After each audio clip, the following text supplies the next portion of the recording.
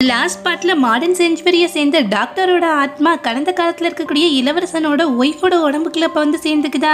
டாக்டரோ தனக்கு தெரிஞ்ச ட்ரீட்மெண்ட் எல்லாமே யூஸ் பண்ணி அந்த பொண்ணு முகத்துல இருக்கக்கூடிய அந்த பயங்கரமான தலைமை கியூர் பண்றதுக்காக வந்து மருந்தெல்லாம் தடவுறானா.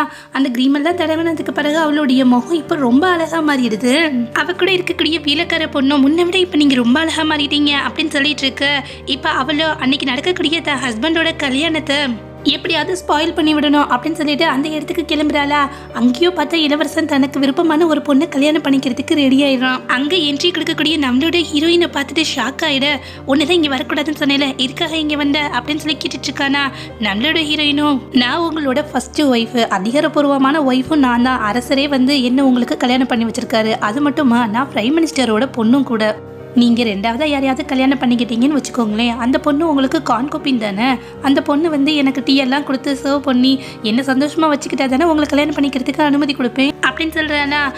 இளவரசனை கல்யாணம் பண்ணிக்கக்கூடிய அந்த ரெண்டாவது பொண்ணும், அதனால என்ன, உங்களுக்கு நான் டீ சர்வ் பண்ணுறேன், நீங்கள் கொஞ்சம் அமைதியாக இருங்க அப்படின்னு சொல்லி இளவரசனை சமாதானப்படுத்துகிற மாதிரி நடிச்சிட்டு இருக்கலாம். நம்மளோட ஹீரோயினும் அவளை பார்த்துட்டு, அவரோட அதிகாரப்பூர்வமான ஒய்ஃப் மட்டும்தான் ரெட் கலரில் ட்ரெஸ் பண்ணணும், கான்கோப்பினாக வரக்கூடியவங்க எல்லாமே பிங்க் கலரில் தான் ட்ரெஸ் பண்ணணும், அதனால உனக்கு பிங்க் கலரில் ட்ரெஸ் எடுத்துகிட்டு வந்து அதை சேஞ்ச் பண்ணிக்கோ அப்படின்னு சொல்ல இளவரசனும் பயங்கரமா டென்ஷன் ஆயிரானா. அதை விட வந்து அவனை கல்யாணம் பண்ணிக்கிறதுக்காக இருக்கக்கூடிய பொண்ணும் இப்ப மனசுக்குள்ளேயே ரொம்ப வந்து கோவமாயிக்கிட்டு இருக்கு. சுத்தி இருக்கக்கூடியவங்களும் நம்மளுடைய ஹீரோயினை பார்த்துட்டு, இந்த லேடிக்கு முகம் ஃபுல்லாமே அசிங்கமா இருக்குமா, அதனால வெளியில தெரியக்கூடாதுன்னு சொல்லிட்டு இந்த மாதிரி கவர் பண்ணிட்டு வந்திருக்காங்க.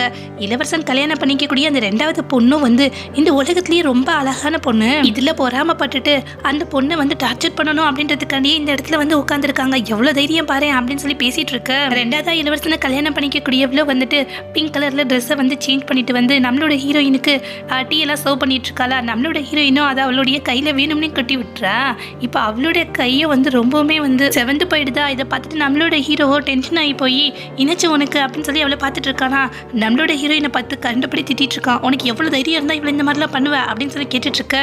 ரெண்டாவதா இருக்கக்கூடியவளோ, சூடான டீயவா என் மேல ஊத்துன, இன்னைக்கு உன் அசிங்கமான முகத்தை இங்க இருக்கக்கூடிய எல்லாத்தையும் காமிச்சு உன்னை எவ்வளவு கேவலப்படுத்துறேன்னு பாரு அப்படின்னு சொல்லிட்டு நம்மளோட ஹீரோயின் முகத்தை கவர் பண்ணிருப்பாரு. அந்த துணியை பிடிச்சு இழுக்க இப்ப நம்மளுடைய ஹீரோயினோட முகத்தை பார்த்துட்டு அங்க இருக்கக்கூடிய எல்லாருமே ஷாக் ஆயிடுறாங்க. அங்க இருக்கக்கூடிய லேடிஸோ, இந்த பொண்ணு பாக்கிறதுக்கு அசிங்கமா இருக்குன்னு சொன்னீங்க, பார்த்து ரொம்ப அழகா இருக்கா, சொல்லப்போனா இளவரசன் கல்யாணம் பண்ணிக்கக்கூடிய அந்த ரெண்டாவது பொண்ணை விட இவங்க ரொம்ப அழகா இருக்காங்களே அப்படின்னு சொல்லி பேசிட்டு இருக்க. நம்மளோட ஹீரோ ஒரு பக்கம் ஷாக் ஆகி போய் நின்றுட்டு இருக்கான். ரெண்டாவது இருக்கக்கூடியவளோ, இவ எப்படி இவ்வளவு அழகா மாறினான்னு தெரியலையே அப்படின்னு சொல்லி ஷாக் ஆகி போய் நின்றுட்டு இருக்க.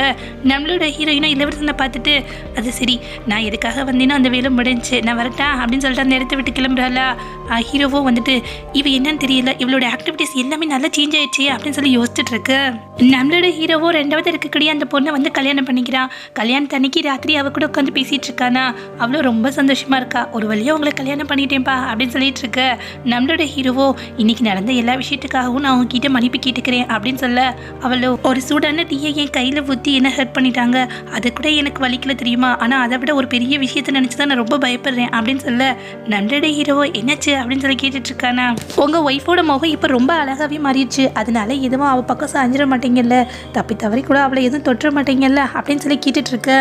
நம்மளோட ஹீரோவோ, சிச்சி, என்னை பற்றி நீ என்ன நினச்சிட்டு இருக்க, நான் இருக்கக்கூடிய பக்கம் கூட தலை வச்சு படுக்க மாட்டேன், அவள் என்ன வேணா அழகானவளாக இருந்துட்டு போட்டுமே, இந்த உலகத்துலேயே நான் ஒருத்தியை மட்டும்தான் வந்து லவ் பண்ணுறேன் அப்படின்னு சொல்லிட்டு இருக்க. அது மட்டும் இல்லை, அன்னைக்கு கூட வந்து நான் குடிக்கக்கூடிய ட்ரிங்க்ஸில் வந்து ட்ரக்கை கலந்து கொடுத்துட்டா, அதனால சுயநினைவே இல்லாமல் தான் அவள் கூட வந்து சேர்ந்துருந்தேன் தெரியுமா அப்படின்னு சொல்கிறான். இதை கேட்டுட்டு ரெண்டாவதாக இருக்கக்கூடிய எவ்வளோ ரொம்பவுமே ஷாக் ஆயிடுறா.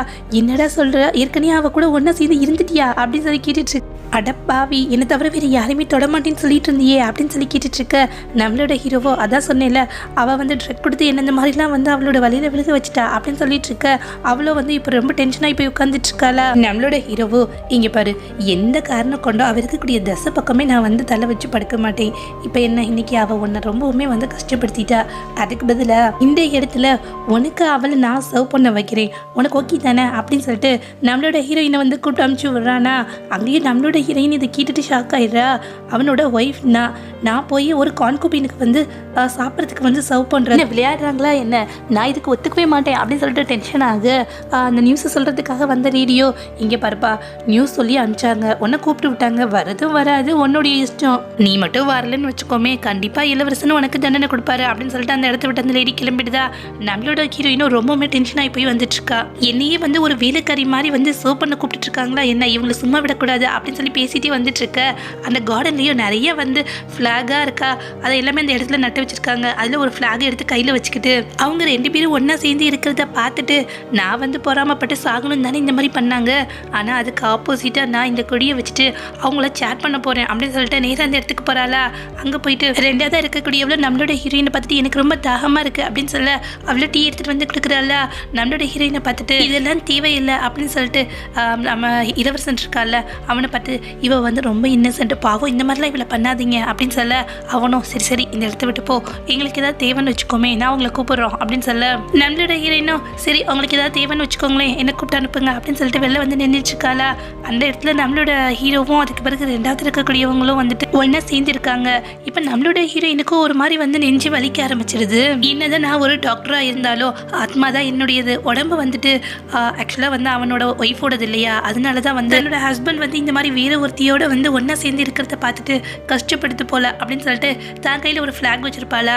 இப்ப நேரா 2 பேரும் ஒன்னா சேர்ந்து இருக்க ஸ்கிரீன் எல்லாம் விளக்கிட்டு உள்ளுக்குள்ள வந்துடுறான். அங்க நின்றுட்டு அந்த ஃபிளாகை வச்சுட்டு அவங்க 2 பேர்த்தையும் சேர் பண்ணிட்டு இருக்கா. ஏய் ரொம்ப நல்லா இருக்கு, இந்த மாதிரி பண்ணுங்க, இந்த பொசிஷன் வாங்க அங்க வாங்க அப்படின்னு சொல்லி கேட்டுட்டு இருக்கு. அவங்க 2 பேரும் ஷாக் ஆகி போய் இதை பார்த்துட்டு இருக்காங்களா. நம்மளோட இளவரசனும் என்ன பண்ணிட்டு இருக்க அப்படின்னு சொல்லி நான் அவங்கள உற்சாகப்படுத்திட்டு இருக்கேன் அப்படின்னு சொல்றாளா. அவ கையில இருக்கக்கூடிய அந்த ஃபிளாகை பார்த்து இளவரசனும் செமையா டென்ஷன் ஆயிடுறான். என்ன கொடியை நீ கையில வச்சிட்டு இருக்க தெரியுமா, ஆக்சுவலா போர்ல வந்துட்டு இறந்த ராணுவ வீரர்களை கௌரவப்படுத்துறதுக்காக கார்டன்ல நிறைய கொடிகள் வந்து நட்டு வச்சிருக்கோம், அதை போய் கையில் எடுத்து வச்சிட்டு இருக்கீங்க, உனக்கு அறிவு இருக்கா அப்படின்னு சொல்லி கேட்க நம்மளோட ஹீரோயினோ எனக்கு இதெல்லாம் தெரியாது அப்படின்னு சொல்லிட்டு இருக்காளா. உனக்கு தெரியாது ஆனால் தப்பு மட்டும் பண்ணுவியா என்ன, யார் இது, வாங்க இவளை இழுத்துட்டு போங்க, இழுத்துட்டு போய் கண்ணு முன்னாடியே இவளுக்கு வந்து 20 அடி இவளோட முதுகில் கொடுங்க அப்படின்னு சொல்ல நம்மளோட ஹீரோயினும் ஷாக் ஆயிடுறா. இப்போ அவளை பிடிச்சி இழுத்துட்டு போகிறாங்களா. அவ்வளோ வந்து என்னை விட்டுருங்க, என்ன எதுவும் பண்ணாதீங்க அப்படின்னு சொல்லிட்டு இருக்கா. அவங்களோட ஒய்ஃப் என்ன கூட்டிட்டு வந்து வேலைக்காரி மாதிரி சர்வ் பண்ண சொல்லிட்டு இருக்கீங்க அப்படின்னு சொல்ல இப்போ அவளை பிடிச்சி தரத்தரன்னு இழுத்துட்டு வந்துடுறாங்களா. நம்மளோட ஹீரோவும் எந்திரிச்சு அந்த இடத்த விட்டு கிளம்புறான்.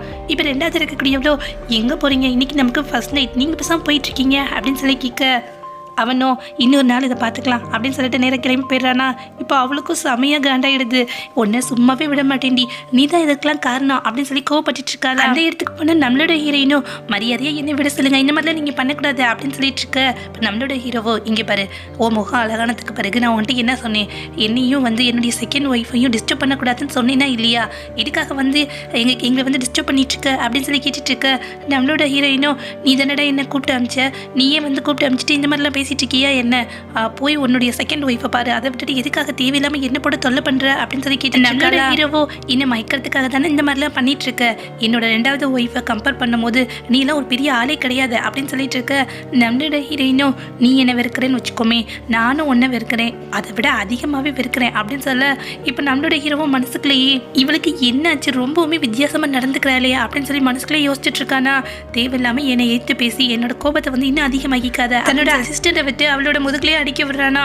இப்போ அவ்வளோ வந்து வலி தாங்காம அழுதுட்டு இருக்கா. அவளுடைய முதுகுல இருந்து ரத்தமா வந்து வளைஞ்சிட்டு இருக்கா. கொஞ்ச நேரத்திலேயே மயங்கிடுற. அசிஸ்டண்டா வந்து நம்ம ஹீரோ கிட்ட உங்களோட ஒய்ஃப் வந்து மயங்கிட்டாங்க, நான் வந்து டாக்டருக்கு வந்து கூட்டு அனுப்பவா அப்படின்னு சொல்லி கேட்டுட்டு இருக்க. நம்மளோட ஹீரோவா அவசியமே கிடையாது, இவளுக்கு வந்து இதெல்லாம் தேவைதான், அனுபவிக்கட்டும், இவளை கொண்டு போய் அவளோட இடத்துல விட்டுருங்க, யாரும் வந்து இவளை பார்க்கறதுக்கு கூடாது, அனுமதிக்காதீங்க, ட்ரீட்மெண்ட்டும் ஒன்றும் தேவையில்லை அப்படின்னு சொல்லிடுறானா.